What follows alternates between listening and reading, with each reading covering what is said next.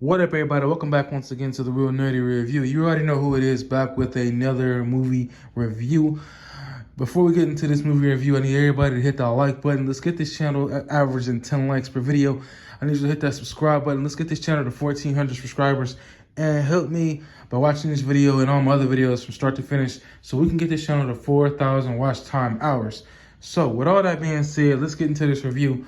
Godzilla, King of the Monsters. I finally got a chance to sit down and watch this movie, and oh boy, what a movie it was. So, in this movie, it takes place 5 years after the event of the first one, which I like this movie way more than the first one because they had Godzilla in it more often. There was a lot of more monsters in it. It was a lot more fighting in it. And it was just more entertaining to me than the first movie was. So in this film, you have this Emma Russell who is working for Monarch, who wants to help bring these creatures back to dominance, right? At first, she's working with Monarch, and her goal is to basically try to tame and keep the monsters calm by using this device called, I believe, the Orca, which emits a sound that only the monsters can hear that helps calm them, before they go into some kind of rage, right? And then we learn at a certain part of the movie that she's actually working for the bad guys because they end up infiltrating her lair and end up wiping out the rest of her scientist associates, taking her and her daughter hostage. And then we come to find out through a video message that she's actually working for them and wants to help bring more monsters out of hiding to help them return to dominance. She's pretty much out of her mind, in my opinion. And then the dad, who you see at the beginning of the film, he used to work for Monarch, but then he left after the death of his son because the movie takes place 5 years after the events of the first movie, and the city is in rubble, and he's pissed off at Godzilla for, his son being gone. So what happens is he goes off on his own, and the mom was left to raise the daughter, and I believe it's maybe 3 or 4 years in between since the last time they all saw each other, right? And so while he's off doing his own thing, the government is trying to decide what to do about these monsters. Should they, take them out, or should they just leave them alone? And one of the other characters in the movie who was in the last film, I believe Dr. Ushuramu, I believe his name is, I'm not sure exactly. But the doctor basically is like, look, in order for the world to keep balance, you got to let these monsters, kind of do their own thing. Godzilla is one of the monsters that'll bring peace to the world. He is the key. And the government is basically just laughing at him like crazy, right? So anyway, there's all these different reports from what happened I believe 5 years ago. And then, of course, they got some things on Kong. You see the appearance by Kong on some of the screens. But you don't actually see him on the island. It's just what the government has on their TV. So anyway, throughout this movie, basically, it's a cat and mouse game of Monarch going after Emma and her associates to try to stop her from bringing all these monsters out. Specifically one, which is, I believe, Monster Zero, who's this big three-headed monster who is not one of the monsters to keep the world in balance. He's basically this alien monster that wants to destroy the Earth. And so when he gets free, Emma frees him using his button because he was encased in ice. He goes berserk and starts destroying everything. So Monarch ends up trying to stop him by going to help release another monster named Rodin, who basically ends up joining Monster Zero and destroying the planet because he's one of the monsters to keep the world in balance, but because Monster Zero is basically taking over, he's like, look, I'm the king here. I'm the three-headed king. We're dominating.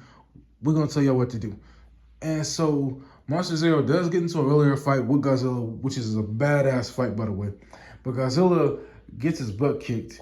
And so the government steps in and tries to use this, I believe, nuclear device to take out all the monsters instead of letting Godzilla do his thing. And it works to stop Godzilla, but it doesn't work to stop Monster Zero. And so Monster Zero ends up just recovering like it's nothing, grows his extra head back that Godzilla bites off, and continues his dominance and destroying the world. This is where Monarch comes in, and they end up getting to the bottom of the ocean where Godzilla is held at because they believe that he's dead. But really, he's alive. He's just been go into this underground layer to, give himself time to rest, to heal up. But it's taking too long on his own, so they decide to use a device that will help him bring him back to life. This is where the doctor goes down into the water, helps bring Godzilla back to life, but in doing so, sacrifices himself because the device explodes, sending shockwaves all over the ocean.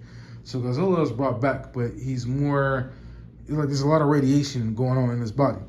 So we get to the end of the movie where he gets into this big fight with all these other monsters that show up, and Rodan is getting into a big fight with the queen of the monsters, the Martha monster, and she beats him by stabbing him, but she gets wounded. And so then she goes after Monster Zero, but Monster Zero ends up just hitting her with a blast, killing her, and her energy goes into Godzilla, who got knocked down earlier in the fight, comes back, and basically starts getting into this big monster fight with Monster Zero. Now, as far as the humans go, the mom ends up leaving the compound without the soldiers because she goes to save her daughter after her daughter takes the device that she uses to, try and calm those monsters down. Her daughter takes the device, and without her knowing, she goes after her daughter to get the device, and then they end up, she ends up meeting up with the dad to get her daughter back, and they're in the city and it's rubble. They do find the daughter, and she's safe, and the mom ends up trying to get away from Monster Zero by giving her daughter and the soldiers enough time to get away in the plane, in the chopper. So she takes takes the van, drives away, gives them enough time. They end up sacrificing herself by, distracting the monster long enough to get Godzilla back on his feet. When he gets back up after absorbing Martha's energy, he ends up pretty much becoming a more not violent, but a much more crazy version of himself, where he has all this orange radiation going on all around him, and he looks like a walking volcano. And he ends up taking out the monster, Monster Zero with ease, and ends up, leaving. And that's basically the end of the movie. And it's a really good movie. I really enjoyed it. I hope y'all enjoyed it.